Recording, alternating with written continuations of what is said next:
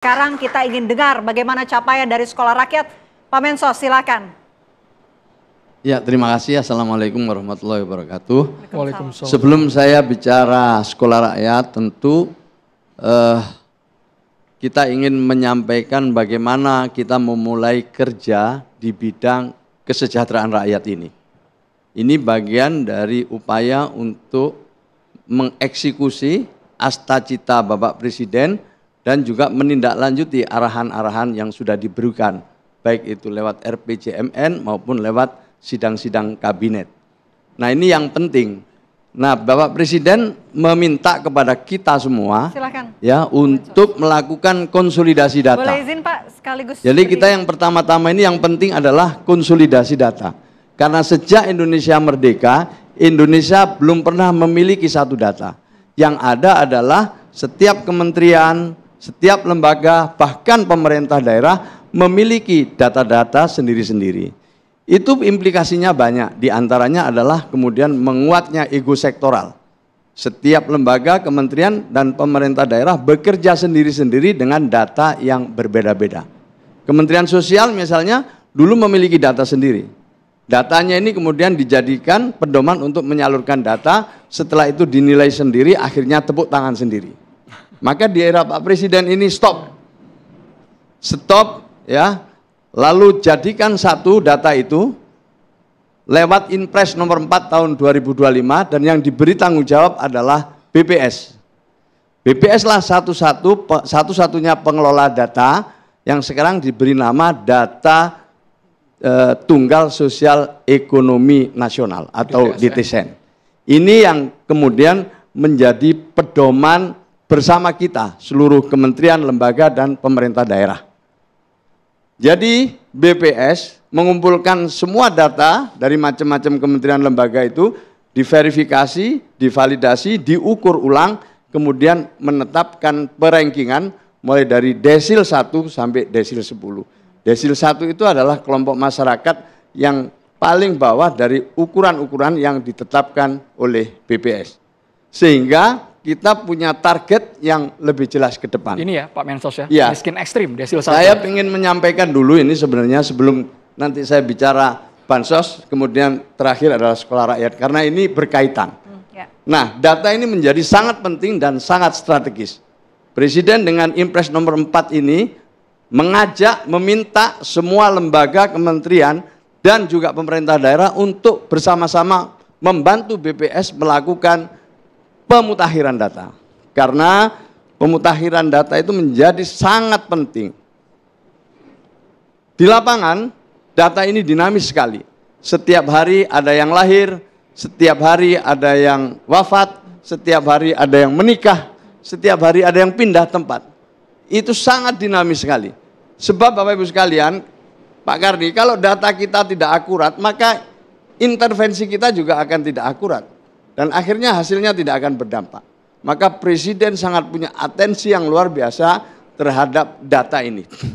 Sejak bulan Februari sampai sekarang, tahun 2025, kita terus-menerus bersama BPS dan juga kementerian, lembaga, pemerintah daerah melakukan konsolidasi lewat pemutakhiran yang kita lakukan ground check dengan mendatangi langsung setiap rumah yang ada di dalam DTSN, khususnya di desil 1, 2, 3, dan 4. Nah, alhamdulillah ya, lewat konsolidasi data ini, saya yakin kalau dilakukan secara terus-menerus akan makin akurat data kita ini.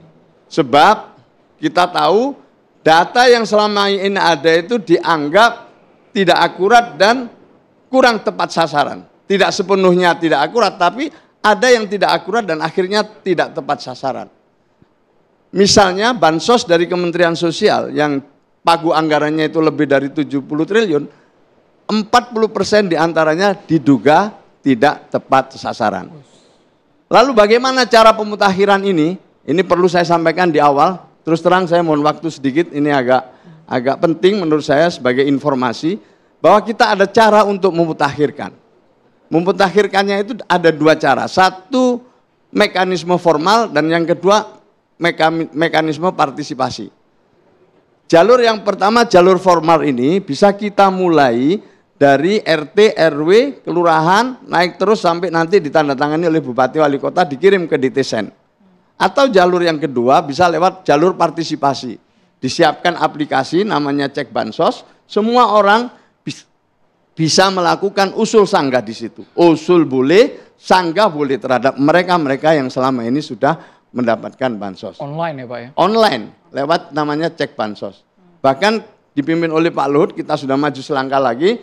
Ke depan kita ingin melakukan digitalisasi bansos. Yang sekarang uji cobanya kita lakukan di Banyuwangi.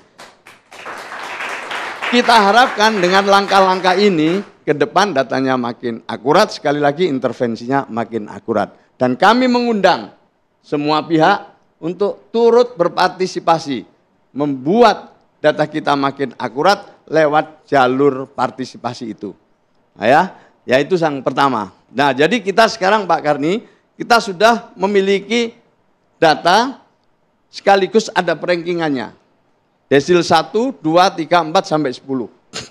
Desil 1 ini adalah kelompok miskin atau miskin ekstrim, sementara 2, 3, 4 ini adalah menjadi bagian dari kelompok rentan.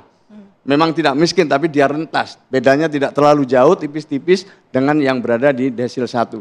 Desil 1 itu adalah 10% dari penduduk Indonesia, baik individu maupun keluarga. Anggap saja kalau sekarang penduduk Indonesia ada 286 juta, maka di desil 1 itu ada 28, sekian juta. Itu kira-kira, jadi targetnya makin jelas, sasarannya makin jelas dalam rangka untuk memberikan perlindungan dan jaminan sosial. Itu tersebar di provinsi mana saja Pak Mensos? Di seluruh Indonesia. Karena ini menyangkut komposisi seluruh penduduk Indonesia, baik individu maupun keluarga. Jadi seluruh Indonesia. Maka di desil 1 itu tentu tersebar seluruh Indonesia. Ya.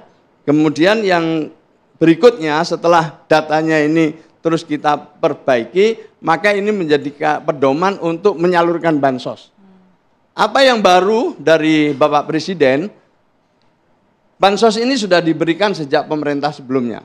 Yang baru, Bapak Presiden ingin mereka yang menerima bansos itu nanti didorong untuk menjadi keluarga yang lebih mandiri lewat program-program pemberdayaan pemerintah.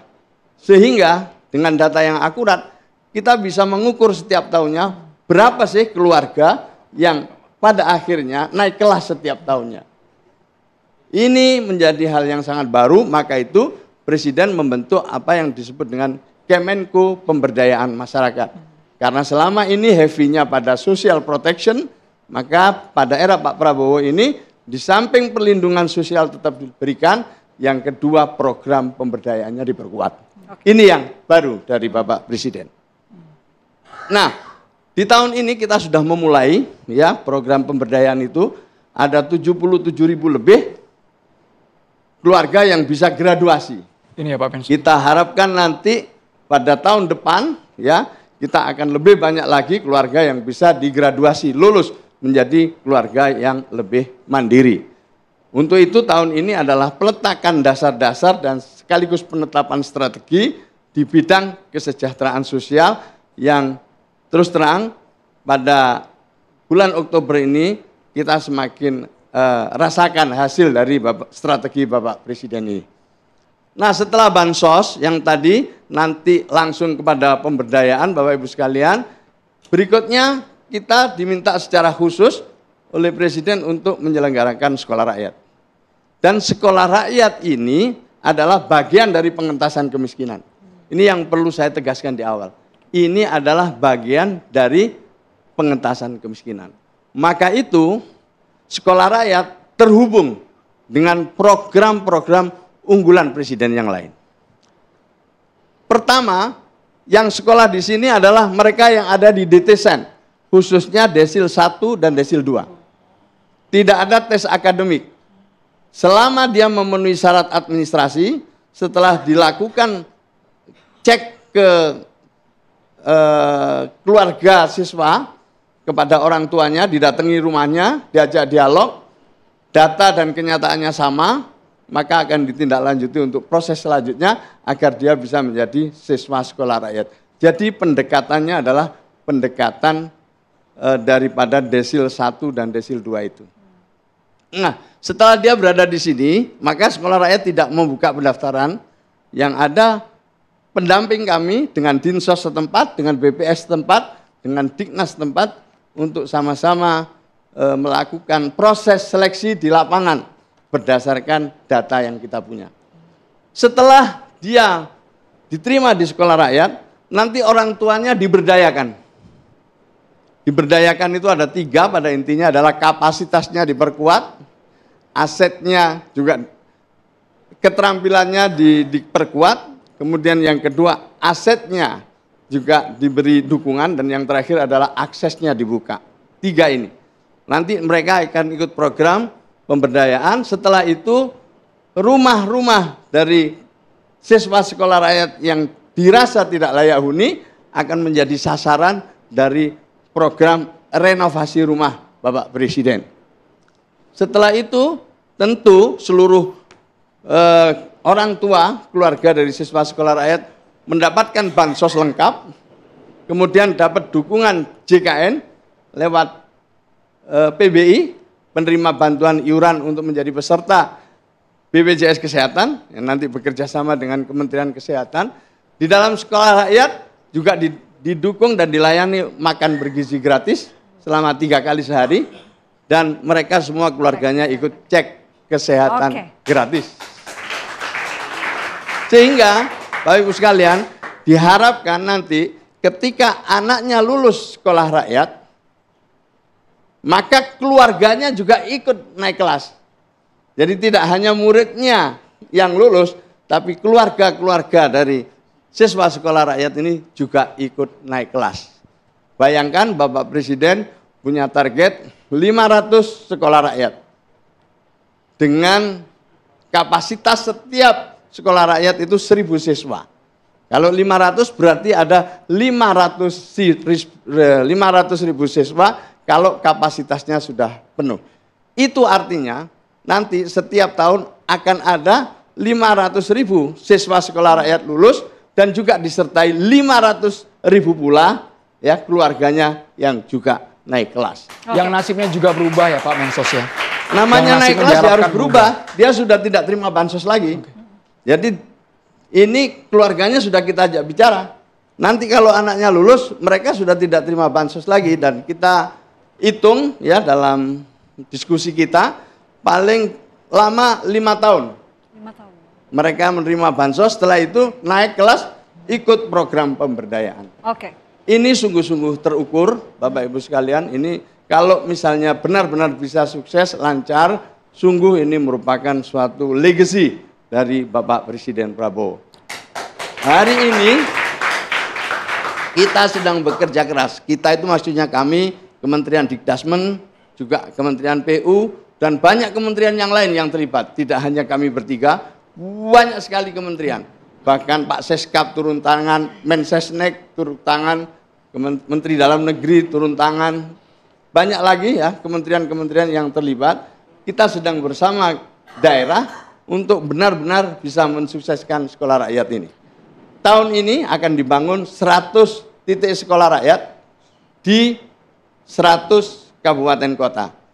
Tanahnya disediakan oleh kabupaten kota atau provinsi, sementara pembangunannya itu dibangun oleh Kementerian PU menggunakan dana APBN atas arahan dari Presiden Prabowo. Oke, luar biasa. Ini luar biasa Terima sekali. kasih Pak Mensos. Tentunya semua harus bekerja dalam harmoni. Nanti next segment kita akan mendalami mengenai tentunya yang menarik cek kesehatan gratis bersama dengan Pak Wamen. Tapi izin saya nambah sedikit ya.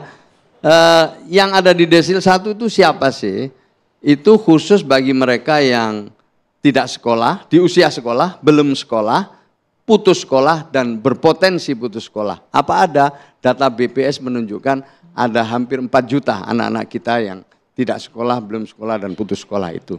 Tadi saya tambahkan satu ya, bagi keluarga-keluarga yang memiliki produk, karena dia mungkin berusaha, bisa dijual juga di Koperasi Desa dan Kelurahan Merah Putih. Bahkan mereka nanti insya Allah pada akhirnya akan jadi anggota dari Kopdes dan Koperasi Kelurahan Merah Putih. Ini adalah sangat terhubung satu dengan yang lain. Dan terakhir adalah cek kesehatan. Kami punya data tentang kesehatan anak-anak atau siswa-siswa sekolah rakyat yang itu sangat penting bagi proses pembelajaran berikutnya.